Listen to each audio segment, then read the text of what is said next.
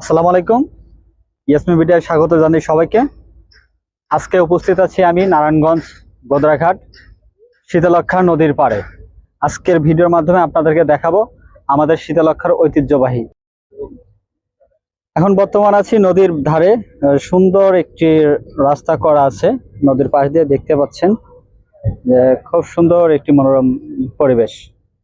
তো পাশাপাশি অনেক শাকসবজি গাছ দেখা যাচ্ছে। আলহামদুলিল্লাহ, অনেক চমৎকার দৃশ্যগুলো। হঠাৎ করে মিলে গেল শীতলক্ষ্যার পারে সেই টাইটানিক মুভির জাহাজটা। দেখেন, সেম টু সেমই একটু বোঝা যাচ্ছে।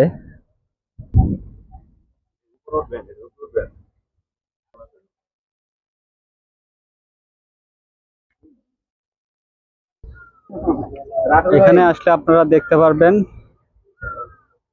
Hajiganj BIWT eco park.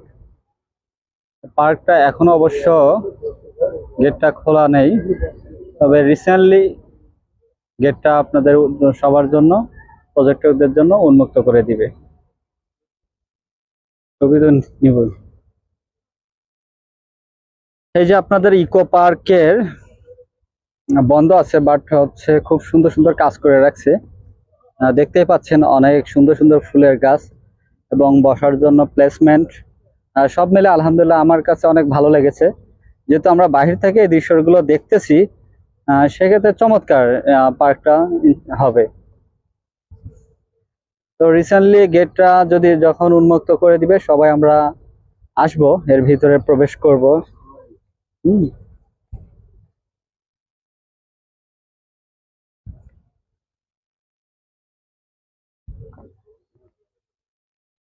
হুম।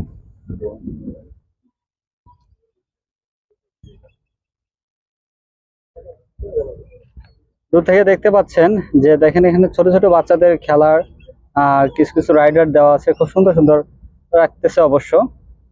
দোলনা আছে, খুব সুন্দর সুন্দর। ধীরে ধীরে চলে যাচ্ছি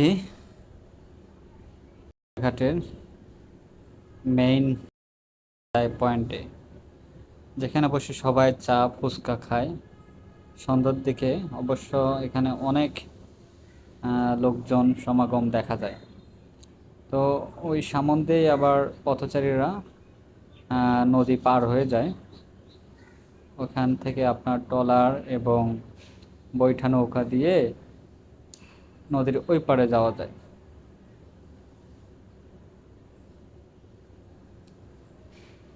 তারপরে চলে আসলাম ফেরির কাছে।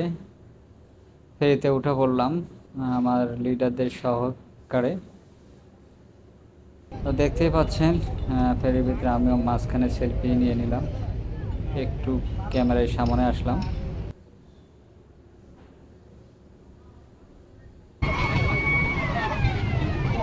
ওই পাশ থেকে একটা ফেরি এসে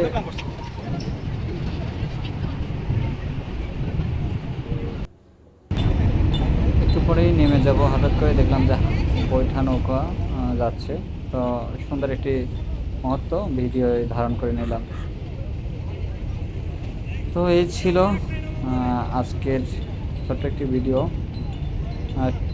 করবেন, ভালোবাসা দিবেন। নেক্সট টাইম আরও ভালো কিছু ভিডিও নিয়ে আসবো আপনাদের মাঝে। সবাই ভালো থাকবেন, সুস্থ থাকবেন। আল্লাহ হাফেজ। আসসালামু আলাইকুম ওয়া রাহমাতুল্লাহি ওয়া বারাকাতুহু।